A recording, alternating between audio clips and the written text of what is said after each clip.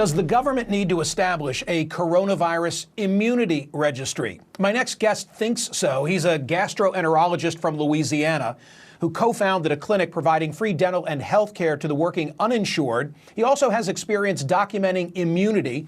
He created a private-public partnership to vaccinate 36,000 children against hepatitis B. He also happens to be a member of the United States Senate. This is Senator and Dr.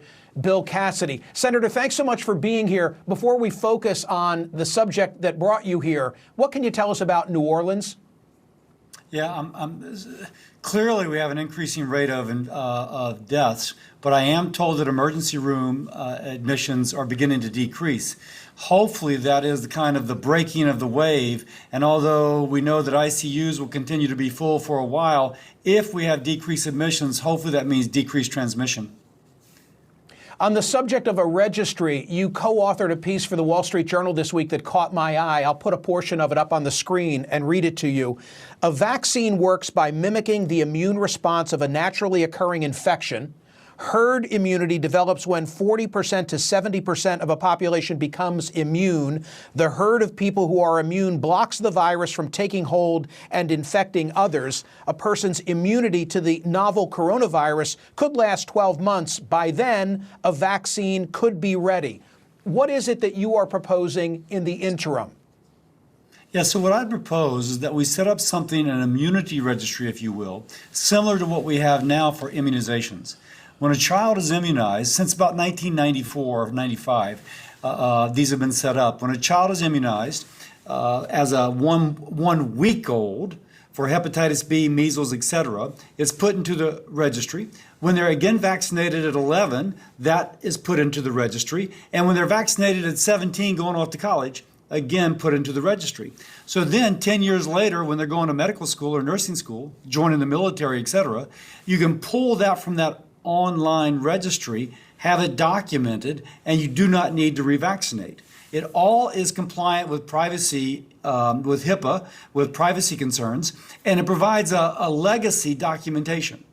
If we think about the coronavirus, we know, or we strongly suspect, that once somebody has been infected, they are now immune.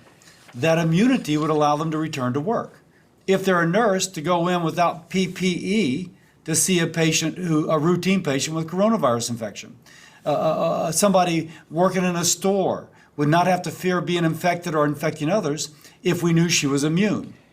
And so you not only know this on an individual level, but as that excerpt you mentioned, you can also know on a community level when you have a certain level of immunity that allows a freer society. We need this information. It would allow people to return to work, to be comfortable that they won't get infected if they go to the grocery store, etc. Does the presence of antibodies necessarily mean you won't get it again? It doesn't, but the best evidence seems to be pointing in that direction. And when Fauci and Birx in their public briefings speak of herd immunity, implicitly they are saying that they think the antibodies or previous exposure is helpful. There was just an article in The Lancet, the British medical journal, quoting somebody who's worked with SARS. SARS is a virus, a coronavirus, just a different coronavirus. And he speaks about the immunity to SARS lasting for quite some time. And so there is gathering evidence that's probably the case. In the meantime, we need to stand up the registry so that if it is true, we've documented it and people can return to commerce and to education. Might someone, again, a question from a layperson, might someone who has gotten over it nevertheless continue to spew viral particles? There is a little bit of evidence from China that 5% of patients or so who have cleared the infection or stopped having symptoms continue to shed virus. It is unclear whether that is true or whether that was just a faulty PCR test. But nonetheless, if we say that 95% of people are immune, even if another person is spewing virus, it would mean that the 95% of people are immune. I will concede there's uncertainty here. But if we wait for absolute certainty, our economy is going to be in the tank. So there's going to be a trade-off between absolute certainty on the medical aspect and opening up education and the economy for society to continue to flourish.